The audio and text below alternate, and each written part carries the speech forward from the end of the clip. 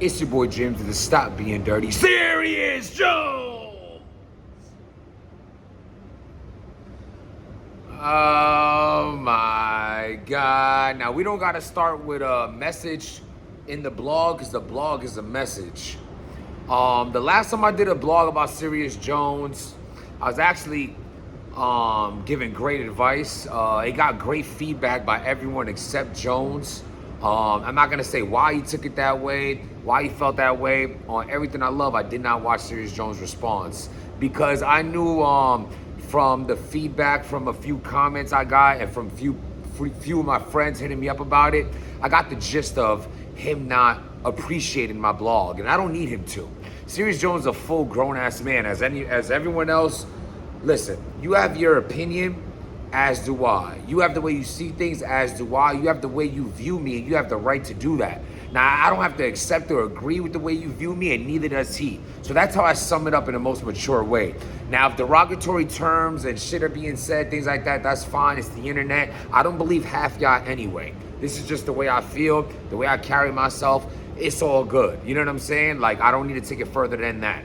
Now, as far as this is going to be another blog in which you would wish that it goes over in a way that I try to say how I wanted the other one to go, which is a positive message, a relatable message. See, I could relate to Serious Jones more than a lot of people could in this one instance. So, like, I never been a get violated person. I'm talking about me, Jimmy right now, Jims. I never been a you play with me kind of person. And this is not no tough guy shit. This is the way I carried myself. This is the way I respected others. See, this a lot of times that people be like, oh yeah, nobody playing with me. Like, that could be you. Maybe you a rah-rah type fellow and that's how you give it up and that's why people didn't mess with you. Me, it's because people always rocked with me. You know what I'm saying? I always showed love. I was always funny. I always got along with different groups of people. You know what I'm saying? You catch me on the block or you catch me at a hookah spot. You could catch me in a 50 Cent concert. You could catch me in a Swedish House Mafia concert. You catch me on Ocean Drive. You could catch me at Ultra Music Festival. Like, I get along where the vibe is the vibe. I be vibing. So that's the reason why. Other than that, yeah, I held my shit because I've got respect because I held my shit down. You know what I'm saying? Is everyone gonna like me? No. Have I never been tried? Of course I have. Have I ever took L's? Plenty. But what I'm saying is, the overall grand, and you could check it. You could check my track record. I grew up in Suffolk Boulevard. You know what I'm saying? I went to LIC High School. I went to Humanities High School. Because I got kicked out, anywho. They know me from Suffolk Boulevard to Roosevelt Island. Queensbridge, Ravens, like, I've been all over. I show love, I get love. I'm saying all this for this reason. It's all gonna make sense. It wasn't until I get into battle rap that suddenly people start to play with you, right? It's really the internet. Because it's like the internet has gave a leeway to, like, someone being able to say anything they want to you. Play you however they want, like make you look this way or that way, and it's like they could just avoid you forever and get away with it. They could brainwash other people. People gonna piggyback off of negativity and things of that nature. You know what I'm saying? Like, Serious Jones gets us in a situation that he was sucker punched in, and now suddenly Serious Jones is just a sucker. Me more than anyone gotta disagree, because I've been in the same situation. They'd be like, yo, James, why didn't you get up and what? I don't remember getting up. And that's the God's honest truth. I get laid out, like, yo, I got right back in you. That's crazy, bro. That's mind muscle memory. Your mind just clicking. There's two options to go out. Either I would have stood face planted on the floor, or my body just kicks in mind muscle memory. Your body instincts knows it's not supposed to be on the floor, so it gets up. But I don't know where I was. It was a scary ass feeling. I'm gonna keep it 100. I ain't afraid to say that it was. It was a scary feeling. I literally didn't know where the fuck I was by the time it clicked in. I just remember a lady handing me like a towel because I was bleeding. And that's the truth of it. That's real shit. But what I'm saying is, I didn't boo-hoo over that situation. One, because I've done some foul shit to others. So suddenly shit happens to you, now it's boo-hoo time now. Also, there was nothing respectable about it. You know what I'm saying? Things transpired from that regardless of the facts, all I'm saying is, you see that, and then you add in a corny good situation, which in that sense is like I get hit, pop off, and I'm fighting off the whole stage, and I'm buns again. So that's another thing, right? It's the viewpoint of like, how am I soft by getting sucker punched twice? How am I soft for fighting back, doing exactly what I'm supposed to do? How the hell only the internet can twist that shit? But let me tell you what that did to me. And this is what the point I wanted to get to. And this is the relatable point I feel what Jones is in. That's why he's crashing out. At that time, bro, no, I was not playing with nothing around me. Nothing. Say what you want. This guy's, first of all, there's smaller people in the world that will beat the brakes off of you. And there's bigger people in the world that you would beat the brakes off of. So when you talk about statures and things like that, anyone can get disrespect is disrespect. And so yeah, I might have laid out a publicly, you know, everyone knows about that one situation with Rome or whatever. But Rome DMV, that situation, which we could bring that blog back to. Anyway, that's just because it happened the way it happened. I didn't call for cameras. I didn't want it to happen in there. I offered to go outside with this guy. Like, it didn't have to go that way it did. What I'm saying is, that wasn't the only situation that transpired from people thinking I'm suddenly starting to play with. It was not, and that's on everything I love. People could be watching it right now who I did something to, or know who I did something to, off of me feeling I got something to prove. Because mind you, what I told you in the beginning of this, I already held my shit down. I'm already respected in real life. But I let the internet get to my head. Now I'm crashing out. I'm laying shit down. Not clapping shit, but I'm laying motherfuckers out. I'm getting into fights I don't need to be getting into.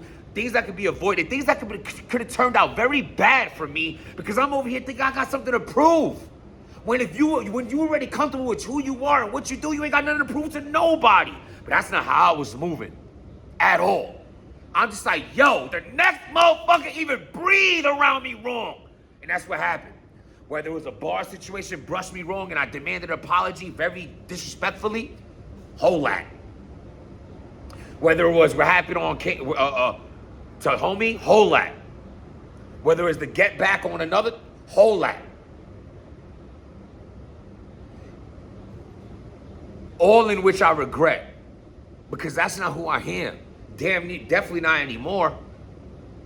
And I don't know about y'all, but like, I have a big ass conscience. And that got even more when I had kids.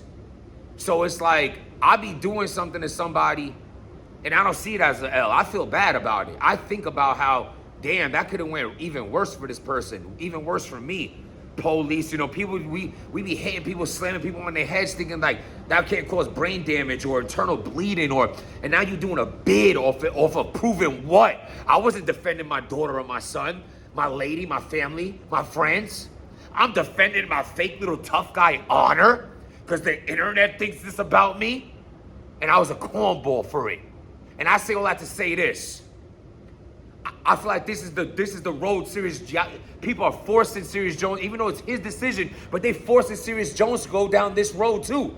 Cause like, oh, suddenly I get sucker punched. Now all y'all think y'all can play with me, and people been playing with Jones, been disrespecting Jones, been talking sideways with Jones, all battle rap related. But if outside of battle rap, no one plays with him like that. He's doing bids, he on his block, he on your block, they block, he holding this shit down, but only on the internet. People talking to him crazy. How would you feel? How would you feel? How I did? How he does? But let me tell you, bro, it ain't worth it. Maybe for him, maybe it would be. For me, it wasn't. Because I felt corny, thinking I have to live this life, having to prove anything to anybody. Having to think I need to do this, and it was a learning lesson for me. Because honestly, I'm going to be real with you. If it wasn't for me getting into altercations after the ones that were televised, I would have still felt like how Jones feels. Like you have something to prove. And I wish I had a gyms to tell me no, I didn't. And I mean, my dad was there, but like, you know, I was just there already, man. I was already on 10. Like my mom was already programmed to be like the next person that, et cetera, et cetera.